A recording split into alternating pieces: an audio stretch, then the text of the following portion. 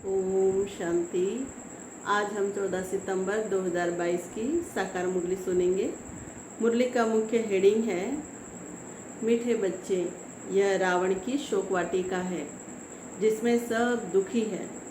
अभी तुम रावण को भगा रहे हो, फिर जय जयकार हो जाएगी, सब अशोक वाटिका में चले जाएंगे। प्रश्न है, प्रजा में भी ऊंच पद किस आधार पर प्राप्त हो सकता है? उसका मिसाल कौन सा है? उत्तर है, प्रजा में ऊंच पद पाने के लिए जो भी चावल मुट्ठी तुम्हारे पास है वह सब सुदा में मिसल बाप हवाले कर दो। दिखाते हैं ना, सुदामा ने चावल मुट्ठी दी तो महल मिल गए। बाकी राजाई पद पाने के लिए तो अच्छी रीति पढ़ना है, पूरा पवित्र बनना है, अपना सब कुछ इंश्योर कर देना है। गीत है, आखिर वह दिन आया आज। ओम शांति। परम पिता परमात्मा को खिवैया भी कहते हैं। खिवैया बोटमैन को कहा जाता है, जो बोट अर्थात नाव में बिठाए उस पार ले जाए।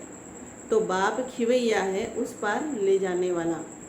झूठ खंड में है झूठी कमाई, सचखंड के लिए तो यह सच्ची कमाई है, वह है झूठी कमाई। अभी भारत पतित है।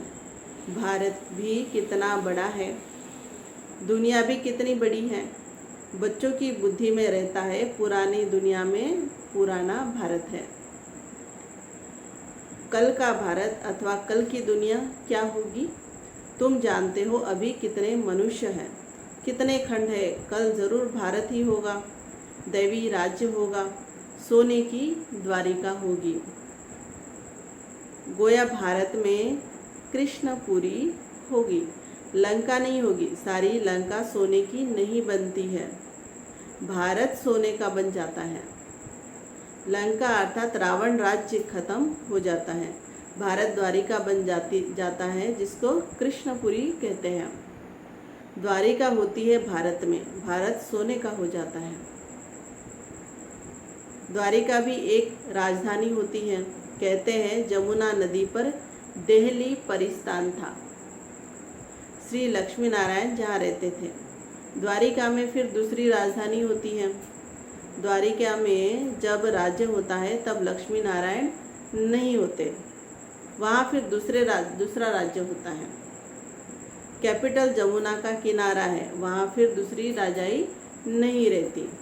अभी तुम जानते हो, यह सारी पुरानी दुनिया भारत सहित जो भी है यह सब स्वाहा हो जाता है इस ज्ञान यज्ञ में। यह बड़ा बेहद का ज्ञान यज्ञ हुआ ना, इनमें पुरानी दुनिया सारी स्वाहा होनी है। यह बच्चों की दिल में रहना चाहिए। यह रावण की कितनी बड़ी दुनिया है, राम की इतनी बड़ी थोड़ी होगी। वहाँ तो भारत ही स्वर्ग होगा, दूसरे खंडों का नाम निशान नहीं होगा। यह समझ की बातें हैं जो बुद्धि में धारण करनी है। आज पुरानी दुनिया है, कल नई दुनिया बनेगी। तुम ब्राह्मण डिनाइस्टी ही दैवी डिनाइस्टी बनेंगे। यह ब्राह्मण ही पढ़कर नंबरवार डिनाइस्टी बनेंगे। अभी शूद्र डिनाइस्टी है, आखिर बाप को आना ही पड़ता है, यह दुनिया नहीं जानती। बाबा ने प्रश्नावली के पोस्टर बहुत अच्छे बनवाए थे, जिससे मनुष्यों को बाप का परिचय मिल जाए, परंतु सम्मुख समझाने के बिगर कोई समझ नहीं सकेंगे। तुमको ही बाप कहते हैं, hear no evil, see no evil. ऐसा खिलौना बंदर का बनाया है, तुम भी बंदर मिसल थे। अभी तुम्हारी सूरत बदली है, जिनमें 5 विकार है उनको ही कहेंगे बंदर। जैसे नारद की सूरत दिखाई है, उसने कहा कि हम लक्ष्मी को वरे, तो कहा कि आईने में अपना मुंह तो देखो। यह तो एक कथा बना दी है, बातें सारी यहाँ की हैं। कोई पूछते हैं हम लक्ष्मी को वर सकते हैं? बाबा कहते हाँ, पहले बंदरपना तो छोड़ो, तो क्यों नहीं वर सकते हो? बाबा ने तुमको समझदार बनाया है, फिर तुम्हारे द्वारा सभी आत्माओं को रावण की जंजीरों से छुड़ाए शिवालय में ले जाते हैं अथवा अशोक वाटिका में ले जाते हैं। इस समय सब शोक वाटिका में है। अभी तुम रावण को भगा रहे हो, फिर जय जयकार हो जाएगी। सब भक्तियाँ सीताएं हैं, एक राम ही भगवान है। पुकारते भी है, हे राम। वास्तव में राम शिव बाबा को कहा जाता है। बाबा ने आकर समझाया है, राम ही आकर सबकी सदगति करते हैं, स्वर्ग में ले जाते हैं, जिसको राम राज्य कहा जाता है। बाबा ने पोस्टर बहुत अच्छे बनवाए थे, तुम बच्चों को गीता पाठशालाओं में जाकर समझाना है। हम लिखते भी है परमपिता, फिर पूछते हैं कि परमपिता परमात्मा के साथ आपका क्या संबंध है। जरूर कहेंगे वह सबका बाप है। अच्छा, जब हम उनके बच्चे हैं, वह तो बेहद का बाप नई दुनिया रचने वाला है, फिर तो हमको जरूर स्वर्ग में होना चाहिए। यहाँ नरकपति दुनिया में क्यों पड़े हो? लक्ष्मी नारायण का राज्य क्यों नहीं है? भारत को स्वर्ग का स्वराज्य था ना। अब कलयुग में रावण राज्य है। तुम स्वर्ग के मालिक थे, तुम स्वर्ग के मालिक थे ना, और कोई धर्म नहीं था। आज से 5000 वर्ष पहले लक्ष्मी नारायण का राज्य था। राजा भी डबल सिर ताज थे, पवित्रता का भी ताज था और रतन जड़ित ताज भी था। राम राज्य तो पीछे होता है, तो बुद्धि में आना चाहिए कि भारत में बरोबर इन्हों का राज्य था। यह लक्ष्मी नारायण ही पहले नंबर के हैं। सतयुग में दैवी गुणों वाले मनुष्य थे, फिर 84 जन्म भी इन्हों को ही लेने पड़ते हैं। अब वह लक्ष्मी नारायण कहाँ है? सब पति दुनिया में है ना। फिर उन्हों को बाप बेट राजयोग सिखलाते हैं। तुमको याद है कि हम 5000 वर्ष बाद राज्य लेने बाप द्वारा राजयोग सीखते हैं।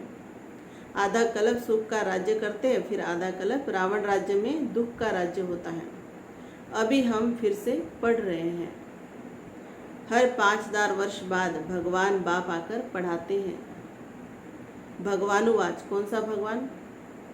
वह तो कृष्ण के लिए कह देते हैं। तुम तो कहते हो एक ही निराकार शिव भगवान है। श्री कृष्ण तो देवता है। फिर पूछा जाता है, प्रजापिता ब्रह्मा से क्या संबंध है? वह तो पिता ठहरा ना, एक दादा एक बाबा। इस समय तुमको 2 बाप है, तीसरा है लौकिक शरीर देने वाला बाप। यह 2 है प्रजापिता ब्रह्मा बाप और शिव बाबा। लौकिक बाप से तुम हद का वर्षा लेते हो।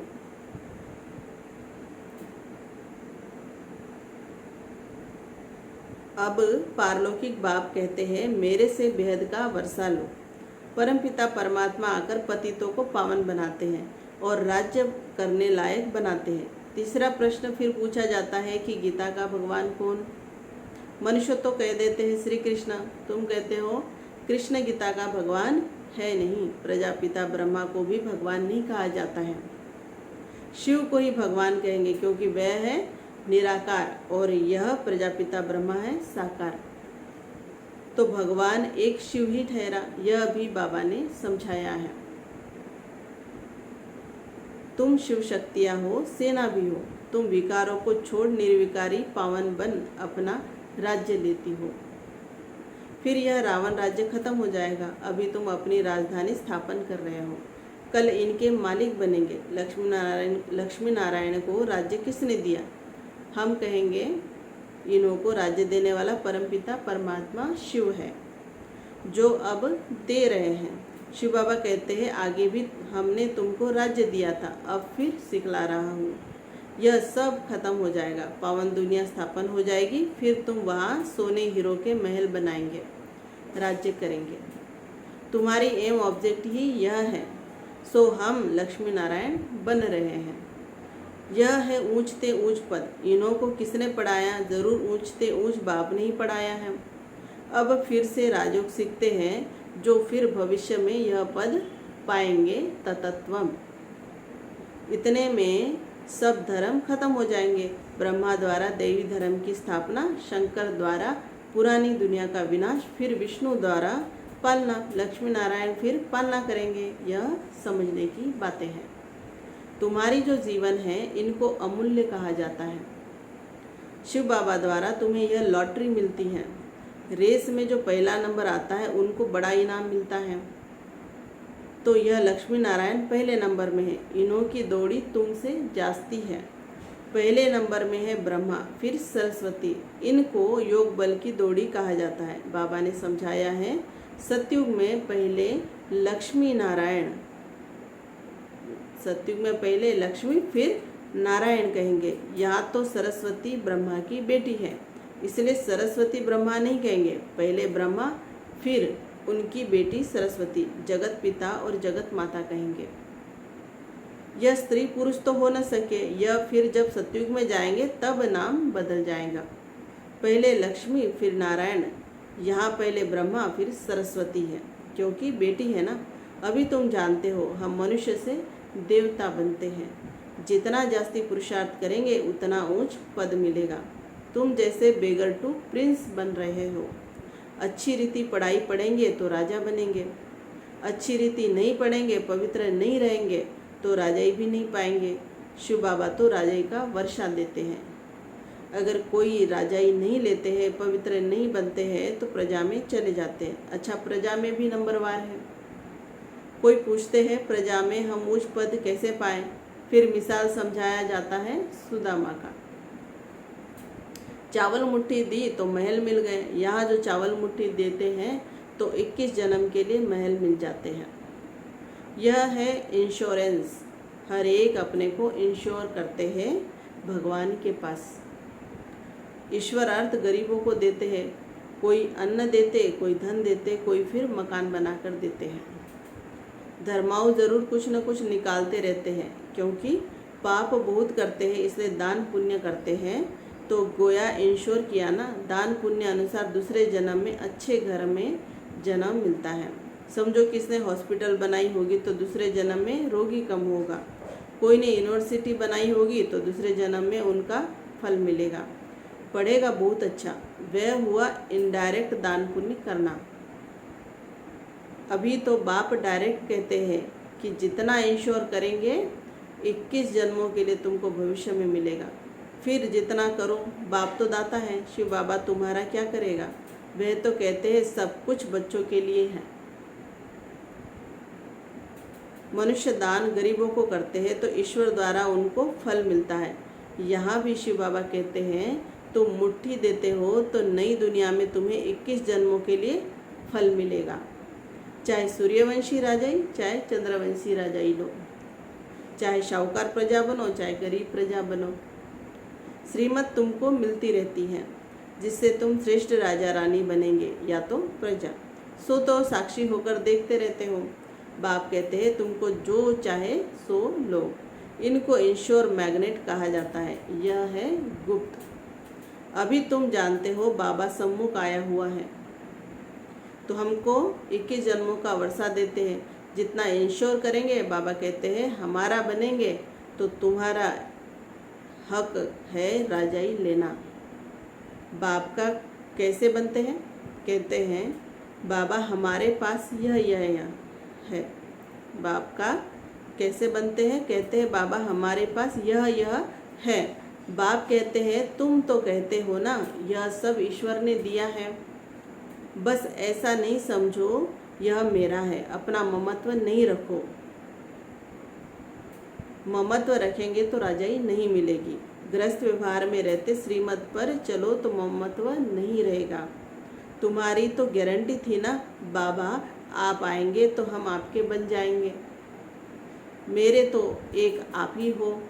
अब बाप के पास जाते हैं, बाबा फिर स्वर्ग में भेज देंगे। बाबा रोज रोज सुनाते रहते, सुनाते सुनाते कितने वर्ष हो गए। अब बाकी थोड़ा समय है। यह बाबा का लॉन्ग बूट है ना। बाबा ने पुराने जुत्ती में प्रवेश किया है। कहते हैं बच्चों को सृष्टि के आदि मध्य अंत का समाचार सुनाता हूँ। मैं नॉलेजफुल, ब्लिसफुल लिबरेटर हूँ। सुख करता दुख हरता हूँ। जितना तुम बाप को याद करते जाएंगे तो जितना तुम बाप को याद करते जाएंगे तो पाप कटते जाएंगे। अच्छा, मीठे मीठे सिखिलते बच्चों प्रति माता पिता बाप दादा का याद प्यार और गुड मॉर्निंग। रूहानी बाप की रूहानी बच्चों को नमस्ते। हम रूहानी बच्चों की रूहानी बाप दादा को नमस्ते नमस्ते और शुक्रिया बाबा शुक्रिया। धारणा के लिए मुख्य सार।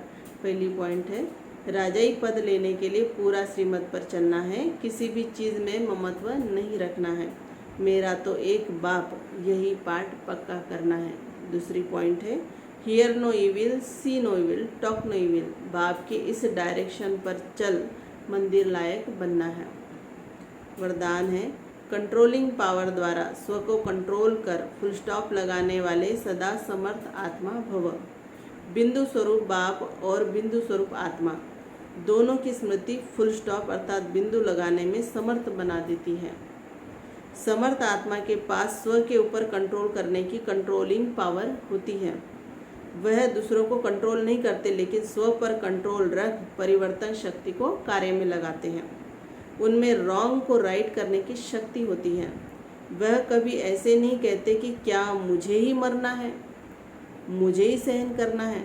समर्थ आत्मा यह समझती कि यह मरना नहीं, लेकिन स्वर्ग में स्वराज्य लेना है। स्लोगन है, बाप को प्रत्यक्ष करने के निमित्त वही बन सकते जिनके हर संकल्प में दृढ़ता की विशेषता है। ओम शांति।